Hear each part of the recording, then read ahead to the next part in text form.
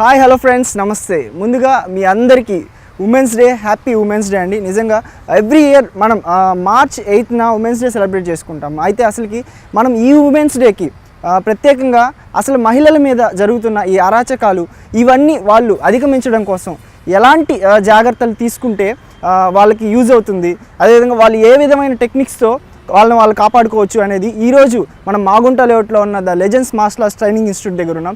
ఇక్కడ మనతో మన మాస్టర్ షీఫు ప్రభాకర్ రెడ్డి గారు, అదేవిధంగా వాళ్ళ స్టూడెంట్స్ ఆ టెక్నిక్స్ అన్నీ కూడా చాలా జాగ్రత్తగా చేసి చూపించడం జరుగుతుంది.